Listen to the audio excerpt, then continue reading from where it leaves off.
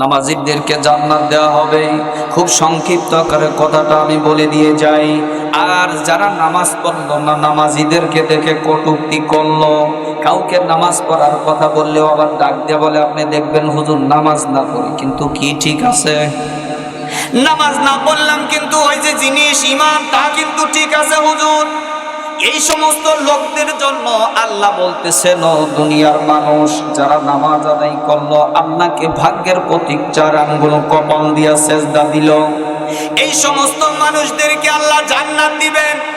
আর যারা নামাজ পড়লো না, নামাজীদেরকে কটূক্তি করলো, নামাজীদেরকে দেখে হেয় প্রতিপন্ন করলো, এদেরকে জাহান্নাম দিবেন। কিন্তু একটা সিস্টেম করে, সিস্টেমটা হলো যারা নামাজ না পড়ে জাহান্নামে গেছে তাদেরকে এক সাইডে রাখবেন, জাহান্নামের একদম শেষ মাথায়। আর যাদেরকে আরামের ঘুমকে হারাম করে, ঠান্ডা পানিকে অপেক্ষা করে, যারা ওই যে ফজরের নামাজ আর এশার নামাজ জামাতের সহিত মসজিদের মধ্যে আদায় করলো, আমার আল্লাহ এই সমস্ত মানুষকে জান্নাত দিয়া ওই জাহান্নামীদের পাশাপাশি দাঁড় করায় দিবেন। কি করবেন? পাশাপাশি দাঁড় করায় দিবেন। জান্নাতীরা জাহান্নামীদেরকে দেখবে আর জাহান্নামীরা জান্নাতীদের, বুঝতেছেন? জান্নাতীরা জাহান্নামীদেরকে দেখবে আর জাহান্নামীরা জান্নাতীদেরকে দেখবে।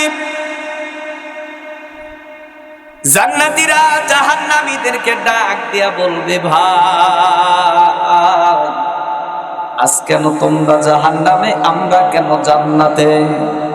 জাহান্নামীরা সেদিন ডাক দিয়া বলবে, ও ভাইজান, ও জান্নাতীরা ভাই, 5টা কারণে আল্লাহ আমাদের জাহান্নাম দিয়েছেন। কয়টা কারণে? বুঝতেছেন কথা? 5টা কারণে আল্লাহ আমাদেরকে জাহান্নাম দিয়েছে। 5টা কারণের মধ্যে 1 নাম্বার কারণ হলো ক্বালু লাম নাকু মিনাল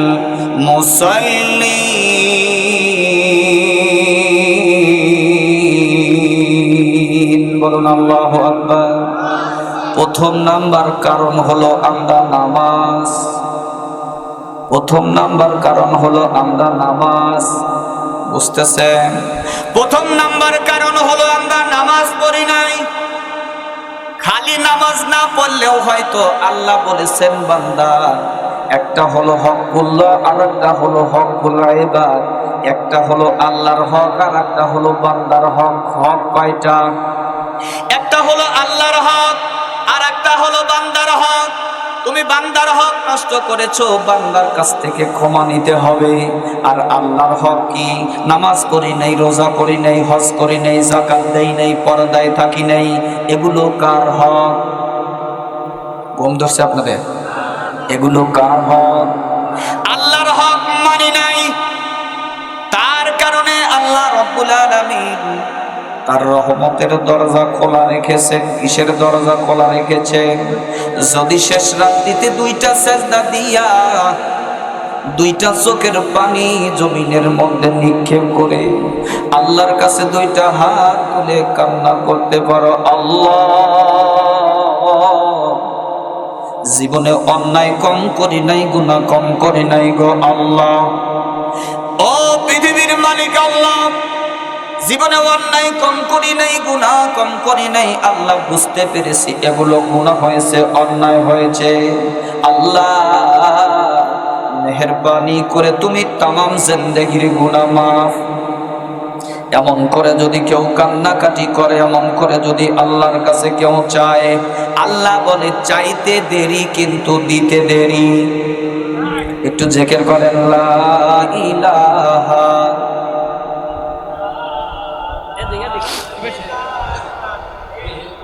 জোয়ান মানুষ আছে,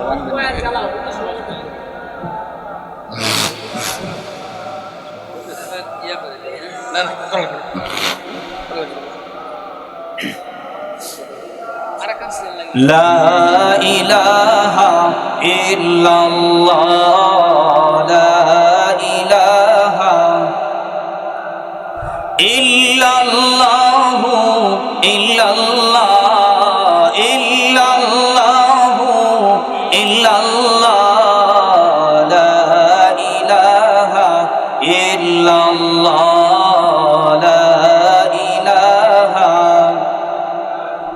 লা ইলাহা ইল্লাল্লাহু মুহাম্মাদুর রাসূলুল্লাহ।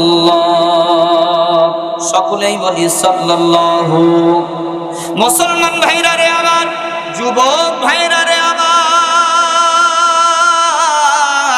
আল্লাহ রাব্বুল আলামিন কোরআনুল কারীমের মধ্যে ডাক দিয়ে বললেন, দুনিয়ার মানুষ যদি চাওয়ার মতো করে চাইতে পারো, যদি একটাবার আমি আল্লাহর কাছে শরণাপন্ন হয়ে ডাক দিতে পারো, আমি আল্লাহ বললাম তুমি চাইতে দেরি দিতে দেরি হবে না। কোন সুবহানাল্লাহ। আল্লাহ কোরআন শরীফের মধ্যে বলছেন, ফাযকুরুনি আযকুরুকুম ওয়াশকুরুলি ওয়ালা তাকফুরুন। আল্লাহ বলেন, দুনিয়ার মানুষ, ফাযকুরুনি, তুমি যদি আমাকে স্মরণ করতে পারো, আযকুরুকুম, আমিও তোমাকে স্মরণ করব। তার মানে তোমার যত প্রকার হাজত আছে, যা প্রয়োজন তুমি আমার কাছে চাও, যদি চাইতে পারো, আমি আল্লাহ কথা দিলাম তোমার সকল হাজত আমি পূর্ণ করে দিব। কোন সুবহানাল্লাহ। এক্সাম্পল স্বরূপ ছোট্ট একটা উদাহরণ দিয়ে আমি আমার কথার মধ্যে ইতি টানব। ছোট্ট একটা উদাহরণ, এই যে ভারতের জমিনের ছোট্ট একটা কথা, খাজা মঈনুদ্দিন চিশতি রহমাতুল্লাহ আলাইহি, আমরা সকলেই নামটা শুনেছি না ভাই? খাজা মঈনুদ্দিন চিশতি রহমাতুল্লাহ আলাইহি এই যে ভারতের জমিনে, ভারতের আনা সাগরের পাশে তিনি আল্লাহর দ্বীনের দাওয়াত দিতেন। যারা আল্লাহকে আল্লাহ বলে মানে না, যারা আল্লাহকে বাদ দিয়া লাত মানাত উচ্চাস সরস্বতী অপ্রগতি, কেউ বা আবার কালী, কেউ বা আবার ব্রহ্মা, কেউ বা আবার বিষ্ণু, কেউ বা আবার ঠাকুর, কেউ বা আবার মহাদেব, নানান পাপ কাজের মধ্যে যারা লিপ্ত হয়ে গেছে, এই মানুষগুলোকে হেদায়েতের পথে আনার জন্য, এই মানুষগুলোকে দ্বীনের দাওয়াত দিয়া আল্লাহর রাহে আনার জন্য, আল্লাহর পথের পথিক বানানোর জন্য, ওই আনা সাগরের পাশ দিয়া খাজা মঈনুদ্দিন চিশতি রহমাতুল্লাহ আলাইহি আল্লাহর দ্বীনের দাওয়াত দেয়া শুরু করলেন। কিন্তু ভাইজান, মুসলমান ভাইরা রে আমার, এটা কিন্তু মুসলমানদের সহ্য হতে পারে, কিন্তু কাফের মুশরিক বেঈমানরা যাদের ধর্ম ধ্বংস হয়ে যাচ্ছে, বাপ দাদার ধর্ম যা আস্তে আস্তে নষ্ট হয়ে যাচ্ছে, খাজা মঈনুদ্দিন চিশতি রহমাতুল্লাহ আলাইহি কারামত দেখে হাজারো হাজারো কাফের মুশরিক বেঈমানরা দলে দলে মুসলমান হইতে শুরু করলো, দলে দলে মুসলমান হইতে শুরু করলো। এদিকে কোনো করে বাধা দেয়া কাজ হচ্ছে না। রাজা পৃথ্বীরাজ ওই সময় ছিল ওই এলাকার নাম করা একজন রাজা। বহু পরিকল্পনা করলেন, বহু সিস্টেম করলেন, বহুভাবে তাকে আটকানোর জন্য, বাধা দেওয়ার জন্য চেষ্টা করলেন। কিন্তু মুসলমান, একটা কথা আমরা জানি, রাখে আল্লাহ মারে কে? আল্লাহ যদি কারো বন্ধু হয়, আল্লাহ যদি কারো সঙ্গী হয়, তাম পৃথিবীর শক্তি একদিকে, আল্লাহর শক্তি একদিকে। বলেন ঠিক কিনা? মুসলমান ভাইরা রে আমার, আল্লাহর দ্বীনের দাওয়াত দেওয়ার জন্য খাজা মঈনুদ্দিন চিশতি রহমাতুল্লাহ আলাইহি ওই আনা সাগরের পাশে সুন্দর করে দাওয়াত দিতেছেন, শুধু মুসলমান বানাইতেছেন, শুধু দলে দলে মুসলমান হইতেছে, মুসলমান হইতেছে। রাজা পৃথ্বীরাজ তার উজিরদেরকে ডাক দিয়া সমাবেশ ডাকলেন, আর ডাক দিয়া বললেন, আমাদের বাপ দাদার ধর্ম কিন্তু আস্তে আস্তে নষ্ট হয়ে যাচ্ছে। এইভাবে যদি চলতে থাকে, এইভাবে যদি চলতে দেয়া যায়, এক সময় আমাদের পায়ের নিচে মাটিটা পর্যন্ত থাকবে না। তার মানে আমাদের রাজত্বটা থাকবে না, রাজত্বটা থাকবে না, সব কিছু ধূলিসাৎ হয়ে যাবে। আমাদের বাপ দাদার ধর্ম, হিন্দু ধর্মটাও থাকবে না, আমরা কিন্তু আমাদের ধর্মটা আর ধরে রাখতে পারবো না। কি করা যায়? সকলকে বললেন কি করা যায়, সকলে একটু পরামর্শ দাও তো। সকলেই যার যার মতো পরামর্শ দেওয়া শুরু করলেন। আমি অত সময় পাবো না, ছোট্ট আকারে একটা কথা বলে যাই। মুসলমান ভাইরা রে আমার, যুবক ভাইরা রে আমার, ওই সবার ভিতর থেকে, ওই মজমার ভিতর থেকে একজন হিন্দু একজন দাঁড়িয়ে গেলেন।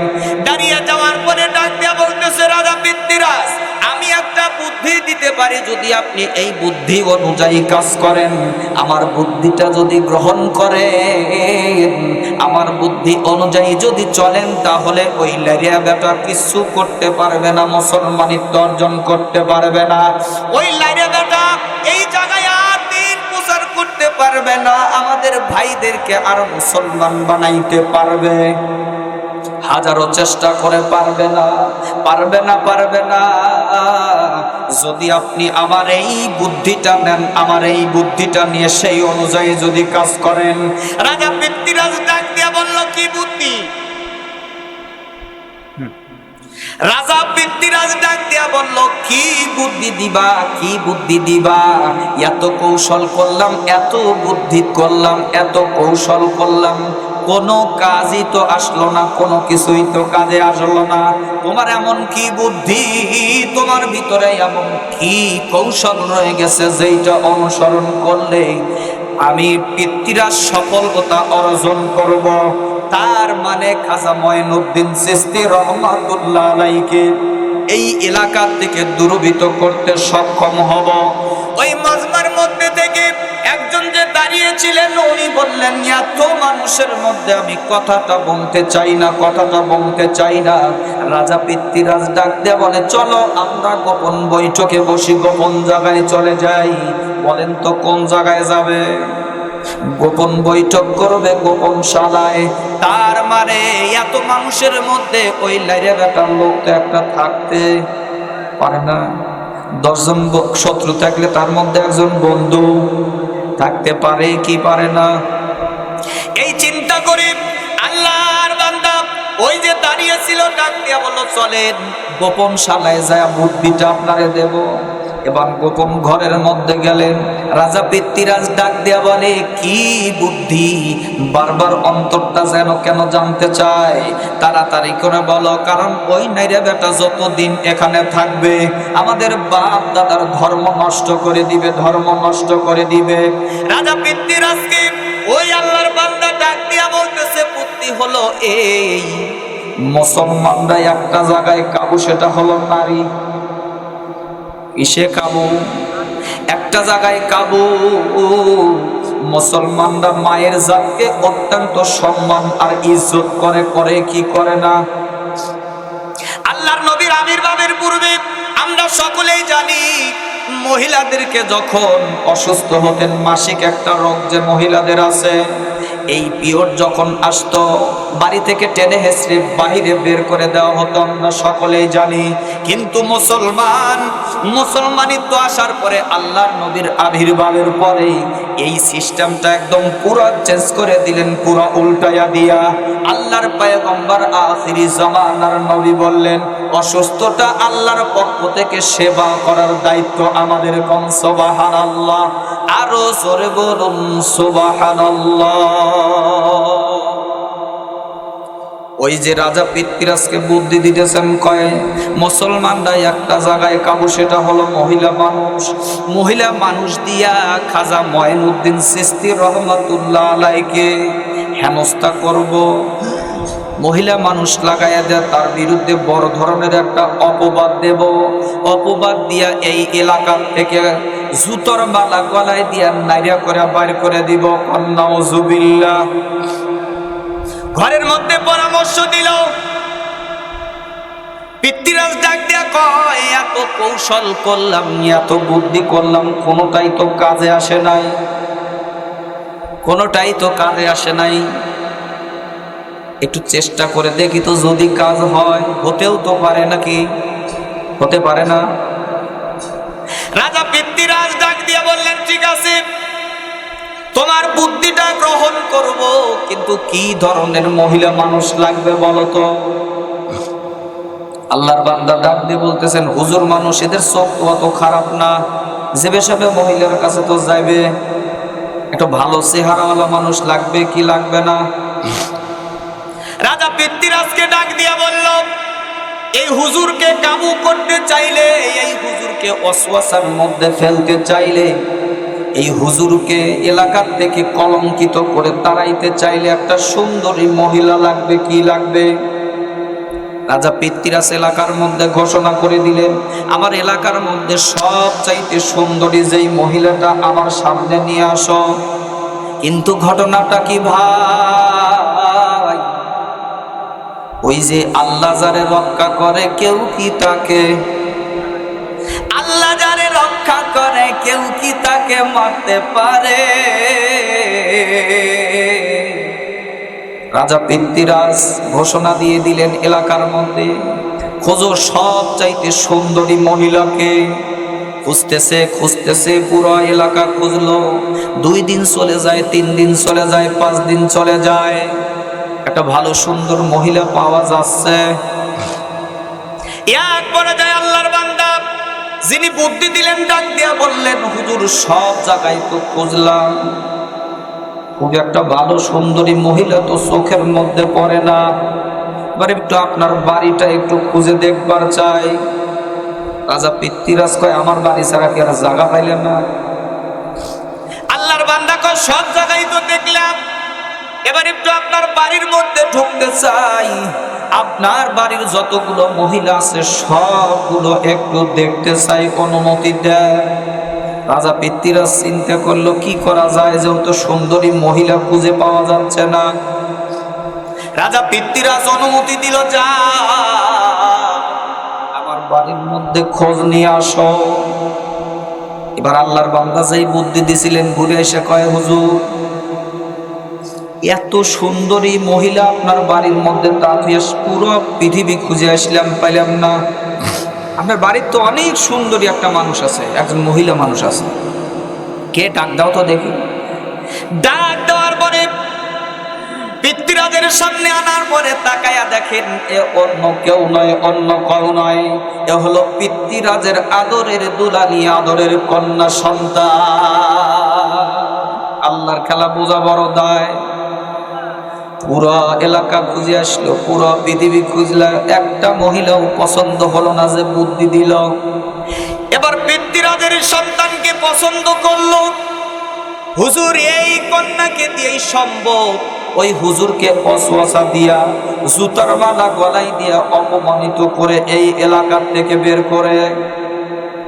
বুঝতেছেন আমার কথা? একটু জিকির করি, লা ইলাহা ইল্লাল্লাহ